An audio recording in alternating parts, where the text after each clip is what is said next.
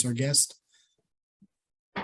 Just got to say this in advance. Abby, looking very related. Good to see that there's more than one of us. I think we got Andy with us too.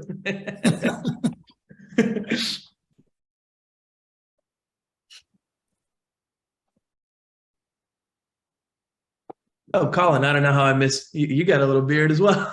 Me? Oh yeah. We're a little club here. It's about due to be shaved, honestly, probably. That's what my wife said, but she didn't win that argument. Yeah. If you don't know, you just go for the trim where they can't really tell that you did it. So if you can't grow it on top, then what's the sense of doing it on the side? You know what, Yeah. guys? Come on, you know. Just kind of All migrants, right? The Navy did this to me, so what can I say, you know? And today's our birthday, so anyways. Oh, shoot. How did I miss that? Happy birthday. Thank you. Happy Thank birthday. you. Happy birthday. 247 years and still kicking, and you know what? So I'll keep the politics out of this meeting, so. Well, Alrighty. come November, you're going to hear all about our birthday, and that's going to just annoy everybody like it does every year. Oh, come on. All right, I think we're about 4 minutes in, so Aaron, if you're all set, I'll go ahead and introduce you. All righty, folks. So thanks again, everyone, for being here. Really excited to see you again. I'm going to keep the introduction short and sweet because Aaron's the best guy to tell you about who he is. Today we have with us Mr. Aaron Burciaga. Aaron is a renowned data scientist and AI engineer. He currently serves as a senior practice manager at Amazon Web Services, where he works in the AI field. And he's also the co-founder of DataPrime. Aaron has about 1 million other accomplishments and hats that he wears, but I'm going to let him tell you about all of those. So take it away, Aaron. Thanks for being here with us. Well, actually, I hate talking about myself, but I will in a little bit, and I've got some things I'll definitely be sharing with you all here in a little bit. But I just figured to actually get this very interactive right off the bat. We're going to start with 5 questions that you won't probably be able to answer up front, but I bet you'll be able to answer at the end of the call. And if you do, I actually have fantastic prizes.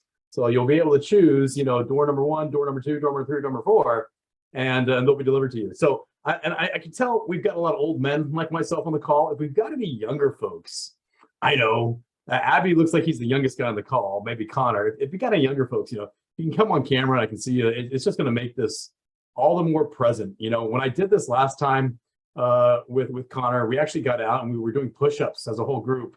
No, we're not going to do push-ups today, but maybe we should, and that would be a lot of fun. So just try to gauge the audience, right, and make sure I'm not talking to a bunch of adults that are actually what I thought might be 14-year-olds. So, all right, great. Looks like we're all a bunch of old men, but still young, very young at heart. Go Nats! All right, so here are the 5 questions I have for you, and look, none of these are meant to be hard, and they're really not meant to be centered on me at all. But like I said, they're questions that you won't answer at the beginning, but you might answer at the end. So if you have an answer, don't yell it out loud. Put it in the chat window, and I'm going to tally up the correct responses. And the correct answers, the winners, will get to choose one of these 4 prizes. Let me look at these. 3 of the 4 will get delivered to your home by the end of the day.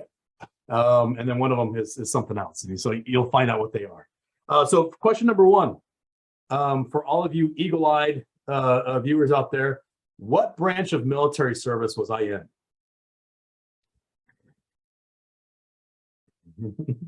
And yeah, it'll be the first one in gets the points. All right, do I have any other Marines out there? Looks like Sven might have a high and tight, but so does it look like a lot of us. All right, second question. You're going to learn this by the end of the call. My favorite sports team, NFL. Take a guess. No, it's not behind me. No, Redskins. No. No, no one's right so far. But like I said, you'll know at the end of the game,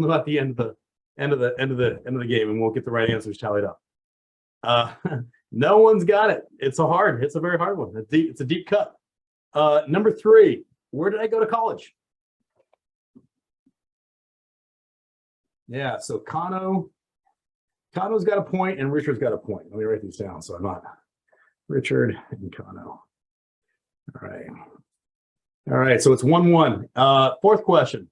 What sport did I play in college? This is behind me. You have to be a really good eagle eye to see it. But can you guess the sport? I'll talk about it. Ah, Andy, you can see that? Can you read that, Andy? Wow, you must like have a gigantic monitor because I can't even see it on mine. All right, very good. And last but not least, how many kids do I have? What would you guess? Oh, wow. Richard, do we know each other? Or Kano and Richard, you guys got that. How do you know that? That's kind of scary. All right. Well, it at least shows over my end that Kano beat Richard by like maybe a millisecond. So it's a tie race. We got Richard with 1, Kano with 2, and Andy with 1. So we'll get to the fantastic prizes at the end. All right, let's just get into it. So yeah, my name is Aaron Burciaga. I am so grateful to be an Eagle Scout, and I'm also grateful to be involved with NCAC, NESA, and the local scout units where I live. Since earning my Eagle, I was one of those that got it right as he turned 18, right? Didn't necessarily embrace Eagle and embrace the Boy Scouts my whole life long, but was just encouraged enough to get it. You know, if I were to speak very candidly, it was probably something that I earned to help my application to the Naval Academy. And it was actually at the Naval Academy where I wanted to start volunteering back. I became involved with NESA. And then I just started to realize what I hadn't been grateful for all growing up, which was the Boy Scouts, and I love giving back. And so basically my journey to being a scouting leader started back in 1998 and helping organize several jamborees at the Naval Academy. Anybody go to a Naval Academy jamboree? They are a lot of fun. They're great. Well, I'll have to hook up NCAC with how to get there and what to do, sailing and all sorts of good stuff. And then I joined the Marine Corps, followed some of my very favorite leaders into the Marine Corps, and was a logistics officer. I was a Marine who liked to do things with math. I did that in Fallujah differently, and so they sent me to get my master's degree in something called operations research. So if you know Alan Turing and stuff like that, got my degree in that, and then went to the Pentagon and applied it, and then kind of rage quit the military because back in 2010, you know, big data was a thing, but no one really appreciated it. So I went and I did that for Accenture. I got to do it at places like Nike and Walmart and places, and then kind of got dragged back into helping public service with being a vice president of AI at Booz Allen, ECS, and now at AWS, where I lead one of 9 teams delivering AI to very large Fortune 100 DoD companies and the like. So I like to say that my company, my team develops the AI for the Tony Starks of the world. What makes it really fun and mission relevant to all of us. But yeah, that's just me in a snapshot. You heard some answers to the questions that I'll ask again at the end and see if you get it right. But you know, I think nothing's too interesting about the person, but more about like how they got here and what kind of defines them and what do they learn along the way. So you know, I'm not going to bloviate or talk about myself for the next 15 minutes. But I want to share with you like a very sincere, a very humble testimony that begins with a death. And the very best funeral I ever went to, those are like words you don't say very often, right? The very best funeral I ever went to was a very hard funeral for me. It was the death of my mentor, my hero. His name was Alfonso Burciaga. Everyone called him Poncho. And Poncho lived in El Paso, Texas. My mom was born in Mexico. My great-grandfather, you know, immigrated from Mexico, and my grandfather was born and raised there in the projects of El Paso. And Poncho was adamant that his family would not perpetuate the circumstances in El Paso, but he was going to get his 3 sons out of El Paso, Texas. And he did that. And he got every single one of them into a college fully paid for. And I am nothing but, you know, a benefactor of his dogged determination to propel his family out. But Poncho was an Eagle Scout. Poncho was a scoutmaster, and if Poncho did anything to help his sons transcend El Paso and go on to Stanford and UTEP and other places, it was by affixing them to the scouting law, the scouting oath, and the scouting motto. And I didn't know that the eulogy was going to be this, but when it was, I was just a bag of tears. It was great. So my uncle got up there and he said the first two words. He said, Poncho is. That's how he started the eulogy. Poncho is. Do you know what came next? It was just so perfect for all of us on this call. And it's what I hope my eulogy says. It was Poncho is, not was, but is trustworthy, loyal, helpful, friendly, courteous, kind, obedient, cheerful, thrifty, brave, clean, reverent. I had never heard that in a eulogy before, but wow, how perfect. And when I talked with young scouters and I talk with peers and friends like you, I want to challenge all of us to have those same words found in our eulogy. Nothing better can be said about us. Fast forward to about 3-4 months ago, I work at Amazon Web Services and we had an offsite, and one of our bosses said, I need everybody to give me a word in a Slack channel. So we had to send a word in, a word that we want everybody to know about us. And some people send in words like frugal or enthusiastic and stuff like that. And I didn't know what these words were. None of us knew what this word was going to be used for. And I thought about it. I really had I wrestled with it. I want to make sure I didn't pick a word that seemed to be, self-serving or just weird or anything like that. And I finally found that word. And it turned out that those words were actually printed on T-shirts and handed out to us. Let me show you my shirt. Oh wait, that's the wrong shirt, but there's one of the answers. Yeah. Chris Collingsworth, Boomer Esiason cried bitterly when they lost that Super Bowl and cried last year too. But anyways, had that word written on my shirt, and that's the word I selected. The very first word in Poncho's eulogy, and probably the very first word that you and I memorized when it came to scouts. We might not have remembered the 5th, the 6th, the 10th word, but we sure as heck knew that it started with trustworthy and then something else. And I'm not saying that all the rest aren't important, but if there was one word to be at the top, probably trustworthy is the word that I want. To have my wife believe in me, my kids believe in me, my church, my community, and my employer. So let me just remind you that we've all been taught extremely well. We've memorized it and rehearsed it extremely well. Let it be said of us, let us put on our shirts that we are first and foremost trustworthy. So you guys have heard, all those things, trustworthy, loyal, helpful, friendly, courteous, kind of be for the brave, free, vibrant. But have any of you guys ever heard of JJ did tie buckle? Is there any Marine out there? Connor, you should remember this. I'm disappointed you don't have it memorized, but make you do some push-ups to it again. We're not going to do push-ups on the call. But JJ did tie buckle is the leadership attributes in the Marine Corps. And I just wanted to share this with you because as much as Scout Oath, Scout Law, Scout Motto applies to us, JJ did tie buckle ties in perfectly to it.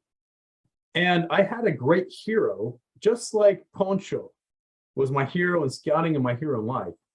I had this other hero. At that time, his name was Major Kevin Shea. You might have heard of him. He was a lieutenant colonel who on September 14th, and I was in Camp Fallujah when this happened. I was actually less than half a mile away from him when that happened. He was killed in a rocket attack at Camp Fallujah as a lieutenant colonel. Rewind a year, 2 years before that, he was a major at the academy and one of my mentors. And I remember at that time, Major Shea, he would take a bunch of aspiring Marines like myself out on these long runs. And we would leave the academy and we would go across this Bay Bridge. I think some of you guys have probably been across it. And just on the other side of the Bay Bridge, there's a World War II memorial. And it's at the top of the hill, overlooking the Severn and overlooking the Naval Academy. And perhaps someday we'll take the scouts on a run like that, Colin and Connor. But there in the dark of the morning, this big 6'2" strapping man, perfect Marine, jawline and everything. Great name too, right? Major Shea, just sounds like a Marine.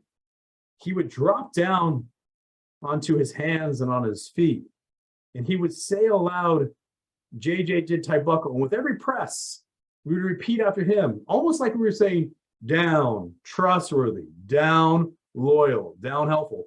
But the words he said, and their analog, the Marines' beliefs to the Eagle Scout and the Boy Scout beliefs were, JJ did tie buckle is an acronym. Marine Corps has an acronym for everything, for the following: justice, judgment, dependability, integrity, decisiveness.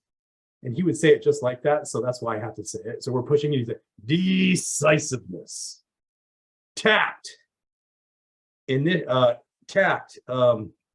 initiative, endurance, bearing, unselfishness, courage, knowledge, loyalty. And the last one, he would say it just like this: enthusiasm. Enthusiasm. We push and we come back up, and then we recover and we stand up.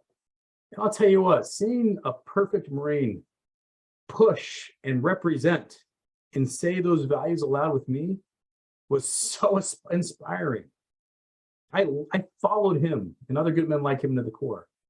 And I know that there are other scouts that are following you and me into the Boy Scouts and into being Eagle Scouts for life.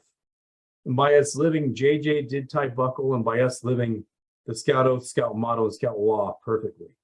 Whether we're doing push-ups or we're just doing those in repetitions day by day, I know that repetition and example matters a lot.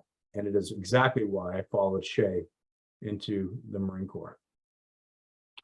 I'm going to kind of maybe start to wrap up with these three things, because like I said, you know, just perspectives on being a scout, perspectives on what the scouts have taught me and how it applies to me in being successful in business. So yes, I have my own, yes, I work at AWS. I also have my own startup that's successful as well. And all of that stands on, you know, being trustworthy, loyal, helpful, friendly, courteous, kind, obedient, cheerful, thrifty, brave. It also stands on top of JJ did tie buckle. But let me tell you how I've kind of codified those things into three things. And these are tips, and far be it for me to tell any of you guys how to live your life. But what I hope more than anything, I hope you feel the spirit and enthusiasm of the Marine Corps and of Boy Scouting come through in all this. You know, one of the things that we learn in scouting, and you certainly did with your handbook, was study and memorize. And not only did you study and memorize, but then you taught somebody. You shared it. It was never about you becoming an Eagle. It was about you becoming a scoutmaster to make and mint lots of other Eagles someday. You know, I didn't understand that when I was a young man, but I understand it now. And so my first thing that I just want to suggest we do, because I find that a lot of my peers don't do it as much as they want, and that is to study and share daily. And I like to study and share daily two ways. First, my own scriptures. When I go to the gym in the morning, first thing I don't do is I don't put an AC/DC, Pantera, and other death rock. I actually look at my scriptures in between my first couple sets. So the first thing in the morning, I'm studying my scriptures and I'm lifting, and I'm actually connecting myself with my Creator.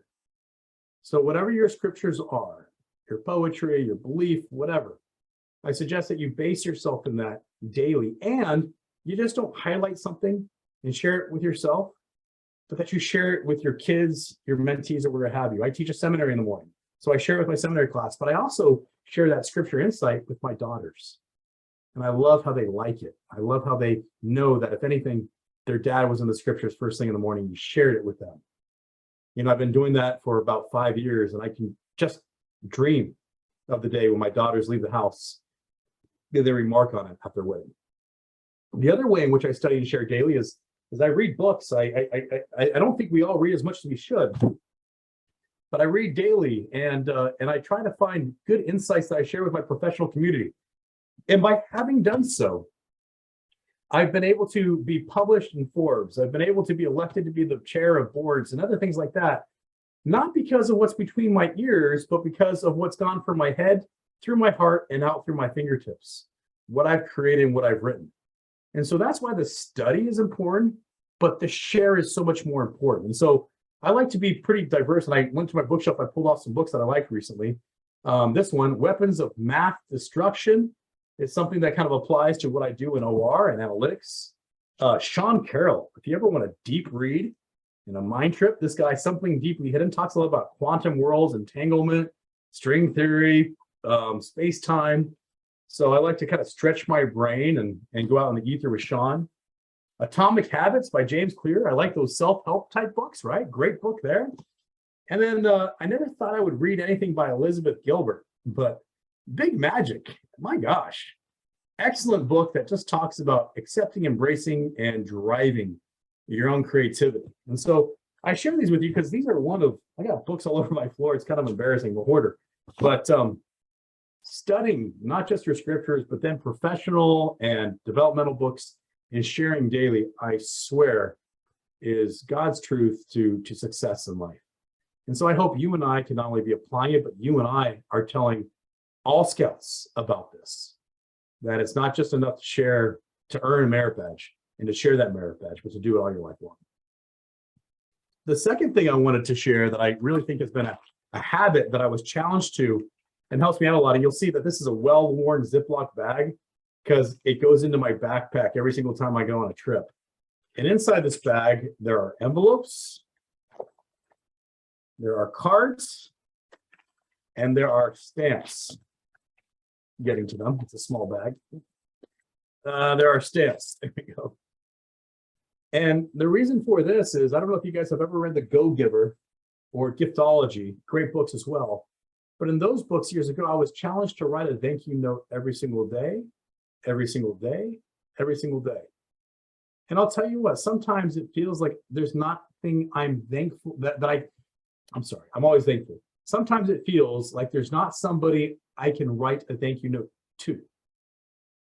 But sometimes just writing that letter to Andy and saying, hey, Andy, was thinking about you. I hope you're well. It's been a while since we chatted. I remembered it was your wife's birthday about a month ago. Hope she had a great time. Let me know how it goes. Let's get together for lunch, Aaron. And I put that in the mail. And I'll tell you what, absolutely licks text messages and social media and all that stuff hollow. When was the last time, you put in the chat window, you guys can read, like, when was the last time you got a handwritten thank you note? Not a birthday card, but like a thank you note. Abby, you're shaking your head. Been a while? Years. Abby, put your address in the chat window. You can do it privately, dude. I'm gonna send you one tomorrow, and I want you to tell me like how it felt. Last month, Sven, that's great. So we feel good when we received it, right? The endorphins are flowing. How often are we pushing those endorphins in other people? And I'll tell you what, Connor, I'm so grateful that you heard about it last week. Once a year, you and I can send out 365 of these a year. So a little bit of an investment. I've gotten my stationery personalized and I buy the stamps, but I'll tell you what, the goodwill, the reciprocity, the karma that's come back to me through it, unmatched. And it takes less than 5 minutes, usually about 2. The biggest challenge for me is not forgetting the envelope on my desk and making sure it gets to the mailbox. So that's number 2. But I also think that goes back to being a scout, right? That you're always humble, you're grateful, you're reverent. And then the last thing is just exercise. You heard me talk about it. I truly believe that exercise can mean a lot of things for a lot of people. For me, it's one thing. For someone else, it might be another thing. But whether you're doing yoga or lifting or running, that time of being physically connected with your body is critical, whether in the morning or at the evening. And I hear from time and time again, my friends at AWS, my friends at work, I've just been so busy, I've let my body go. And there was a time when I was very, very busy at Accenture that kind of happened to me too. And I actually had severe complications. I actually went septic. And I got a handle back on my physique. And you know what? I'm in better shape now as a 44-year-old man than I was when I was boxing at the academy. People say, why? there's a great book that I recently read about the best bow hunter in the world, and he runs a marathon every day. He runs 10 miles in the morning and 16 miles in the evening, to be clear. It's not consecutive.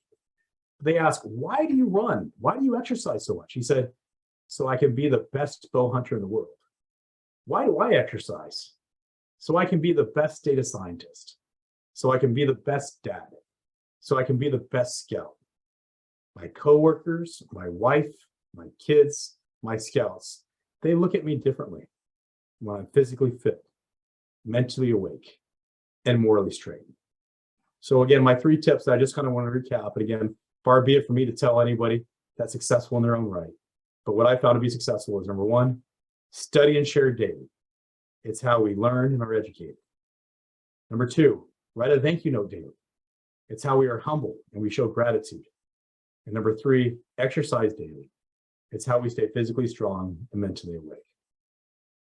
So just to summarize, I just want to recap that if it wasn't for Poncho being trustworthy, loyal, helpful, friendly, courteous, kind, obedient, cheerful, thrifty, brave, clean, and reverent, and if it wasn't for Major Shea having justice, judgment, dependability, integrity, decisiveness, tact, initiative, endurance, bearing, unselfishness, courage, knowledge, loyalty, and enthusiasm, I might not be in the position I'm at today to help others. And so it's on you and it's on me to embody all those things and more, and possibly have it all come together in an amazing eulogy. So that's what I wanted to share. That's the motivation. That's the fire in the heart and the belly. I want to take your questions, but I want to wrap up with questions for you too, because I've got fantastic prizes. So one more time, here we go. I'll ask you again, and I'll ask the same questions, and the first one to come in gets the point. So again, what branch of military service had I been in? Ready, go. Ty gets a point. All right, first one. And if anyone said Navy, they were going to be in trouble. Number 2. Good rivalry. Happy birthday. Number 2, favorite sports team. I didn't say it, but I held it up. Bengals. Andrew, that's right. Who Day. That's right. All right, Andrew. All right, number 3. College sport. Someone already wrote it. Richard. Okay, Richard came in there. Richard with 2 points now. And then how many kids? How many kids have I got? 3. First one was Abby. Abby finally gets on the board, man. Fully present, but just got his first point. All right, so here's the problem. We've got 2 winners, Richard and Kano, and then we've got like 4 ties. So so between Andrew, Andy, Abby, and Ty, I've got a quick question. I mentioned a female writer. She wrote this book. What was her name?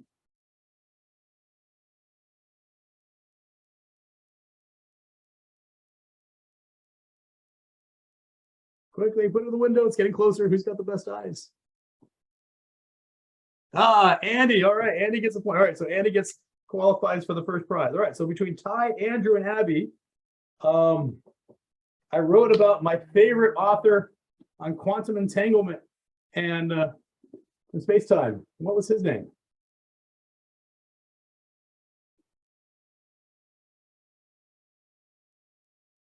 Andrew. All right, good. All right, so here's the thing. We got Richard, Kano, Andy, and Andrew as the winners. All right, so we'll go first with Richard. Richard, door number 1, door number 2, door number 3, or door number 4? Door number 3. Door number 3. All right, door number 3. All right, so this one sounds a little weird, all right, but it's going to do you and me and Noisa a little bit of favor. So it is and I've got a couple followers on Twitter and stuff like that. So I would love for you to send me a picture of you and scouting, whatever have you. We'll go side by side. I'm going to do a shout out for you, me, and Noisa on social media. Sound cool? Sounds perfect. Across LinkedIn and across Twitter. So that one's easy. Yeah. So here's the thing. Now, Kano, you can either steal or pick a new number. So Kano, where are you at? All right. Let's go with 2. Number 2. All right. So Kano, you get to have one of my favorite books delivered, which I mentioned them today. So would you like a Sean Carroll, Elizabeth Gilbert, James Clear, or Kathleen O'Neill, Weapons of Mass Destruction? Let me go with the Gilbert one. That looks interesting. Gilbert? Oh, Yeah. Big Magic? Okay. would you put your address in Yeah. the chat, and Amazon Prime will be yours and my friend. All right, cool. And then Richard, please send me your email in a private chat or whatever. All right, so then now we're on to Andrew. I'm sorry, Andy. Andy, door number 4 or door number 1? We'll go number 4. Door number 4. All right, my friend. I was like rooting around right before this, and I found a Pentagon challenge coin. So I served in the Pentagon for once upon a time. Are you a DoD person at all? Because this is not going to be exciting if you are. I'm not. Okay, great. So Andy, I'll send you a Pentagon challenge coin. Just email. I'm sorry, not email. Address. I can't send it via email. I'm pretty sure. And if you put that in the chat, and I'll get this off to you with a note too.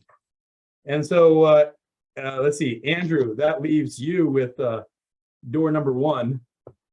Where's Andrew? Andrew. Where'd he go?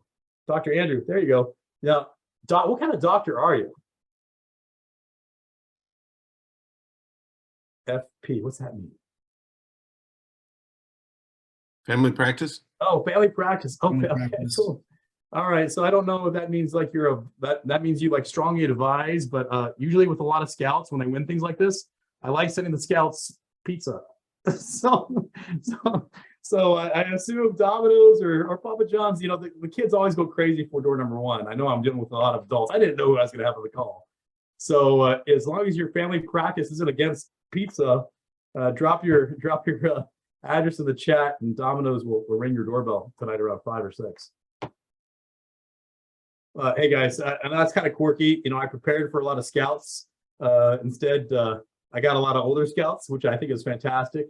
I hope my words resonate or meant something to you. We got some time, so why don't we just crack it open and talk?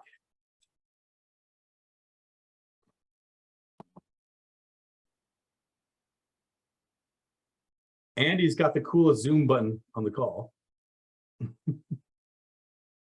Why, because my camera's moving around? Oh no, you got a good Zoom button. My camera, my Zoom is like me leaning forward or leaning back. So Thank you. that's a good feature. Yeah. While people are thinking of some questions here, Dave Scott did toss a note in the chat and just said, thanks for coming. He was in a skiff, so he couldn't turn on his camera or mic, but appreciated the talk. First one I've ever taken notes on, and he's already thinking about who my thank you card will go to today. Someone was asking me to hold up the books again. So Big Magic by Elizabeth Gilbert, Something Deeply Hidden by Sean Carroll, Atomic Habits by James Clear, and Weapons of Math Destruction by Kathy O'Neill. And I actually have a reading list. And so maybe what I'll do is let me see if that's over here. So if there's another question or whatever have you, I'll entertain it. I'll see if I can get my reading list and drop it into the thing as well. That's one of the things it's in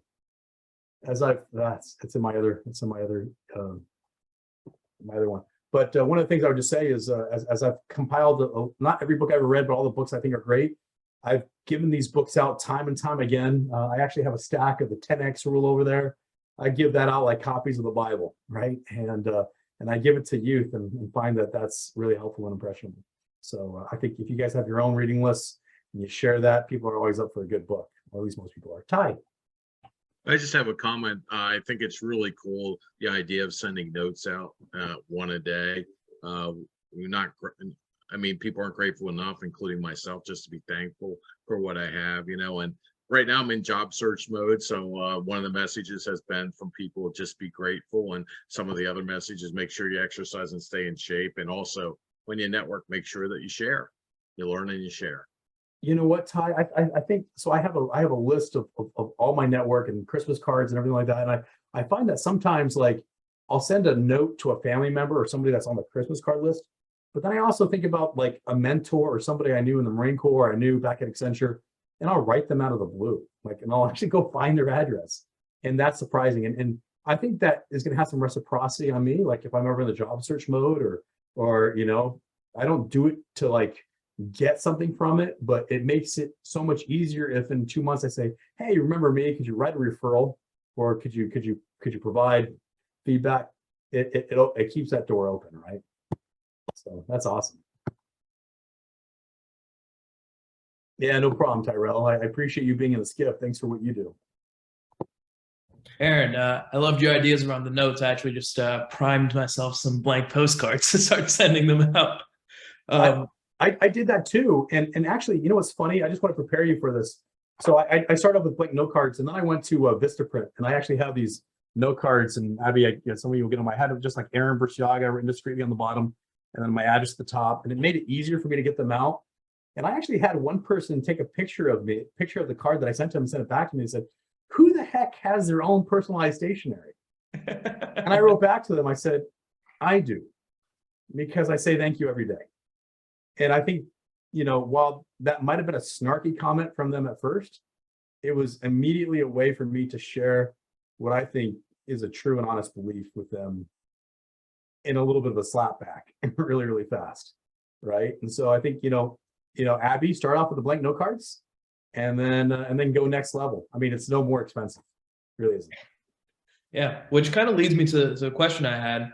You seem like you're perpetuating your thought leadership, and when you do that, obviously there's gonna be people that don't agree, right? Because you're sharing all these ideas out there and things like that.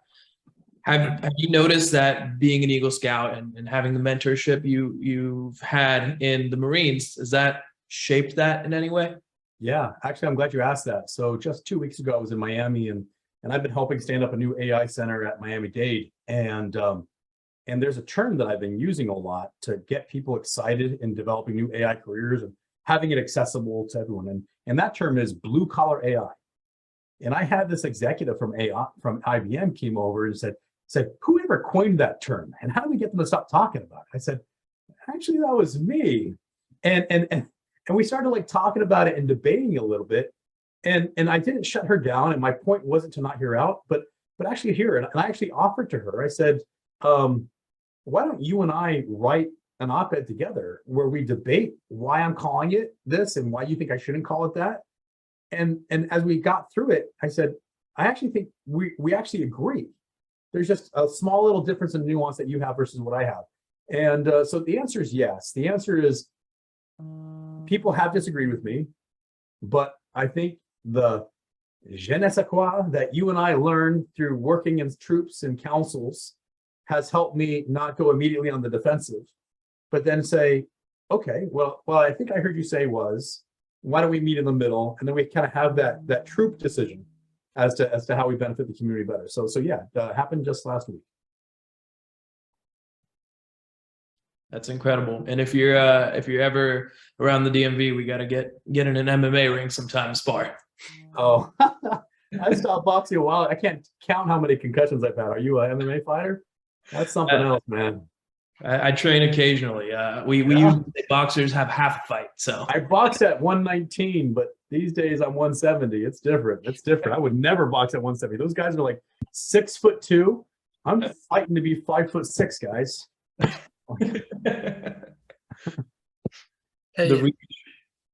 Hey, Aaron, I just was gonna ask a question real quick while some other ones come through the chat. Thanks for doing this today for us. I thought that, there must be a deeper motivation that you had to start your own company while also being successful at AWS. That's a lot of work and a lot of work to take on. Was it just something you wanted to do, or is there a reason you wanted to leave legacy things? Let me be clear. I actually started Data Prime 3 years ago, so it was before I was at AWS. Oh, okay. And when AWS came and made their offer, it was a term of my employment, and I'm not an acting member of the company, but owner and everything else like that. So what led to that? So remember I told you that Poncho, my grandfather, had 3 sons? I'm not family bragging at all, but my father went to Stanford, CEO of an energy company in Baltimore. My youngest uncle, he is a very successful international salesman, went to University of Texas. My middle uncle, who was the dumbest of the brothers, this is recording, who happens to be the most intelligent, most handsome, and whatever I have to say to make up for that. Yeah. He's the billionaire. And when I went and I visited with him and sat in his infinity pool overlooking Austin. He lives next door to Matthew McConaughey. He said, kind of like as Poncho did. So Poncho passed away, and he was just kind of mentoring me. He said, you know what, Aaron, you're being successful in your career. You're generating wealth, but you're not developing generational wealth. There's a difference to that. And I'll tell you what, I was in his pool with him and I felt naked. You know, yes, I had my swimsuit on, but I didn't feel physically naked. I felt like professionally naked in front of the successful businessman that was calling me to the floor saying, you're going to be wealthy, but who are you building that wealth for? If you have 3 daughters, there's a difference between generational wealth and wealth. And so, you know, I could work for Accenture or Booz all day long. But at the end of the day, what's going to distinguish me from somebody who is an owner and somebody who's an employee is having something on my own. And so 3 years ago, that's when I started Data Prime. It's been hard. We took it on the head about a year ago with the economic downturn. But by not giving up, we've actually just turned the corner and we might see a really amazing return. And so it's about grit, it's about endurance, it's about long-term perspective, it's about not giving up. And frankly, actually, you know, and I was going to talk about, if there were younger kids on the call, I was going to say, you know, leadership is not always cozy. It's not always fun. When we had to do significant layoffs, you know, before we did layoffs, I was everybody's best friend. I was everybody's hero, best CEO ever. We had layoffs and what have you, and you would think I was a devil incarnate. And it got really lonely. And it got sad. It broke my heart. But sometimes being a leader, you are alone. Whether you look at the life of Christ or you look at Abraham Lincoln, these people stood absolutely alone as they led and they stood for what was right. And even though I had to do the hard thing, they always know in my company and my friends know I will always do the honest thing. And some of my coworkers I've had to take exception to because they didn't. I've put them on ice for literally 2 weeks and haven't communicated with them. And they came back and said, you know why I didn't talk with you for 2 weeks? Because I was really trying to take inventory as to if I could continue to do work with you. Because I will always do the right thing. So that word that comes on that shirt, first thing, trustworthy. Then we go from there. So yeah, I think Colin, to your point, what inspired me to create that company a while ago? Poncho's son Gilbert saying, "But are you developing generational wealth?" And then afterwards, looking at that, how am I going to do that and use absolutely the leadership the Boy Scouts and the Marine Corps taught me to bring it to bear. Incredible. Great story. Thank you, Aaron.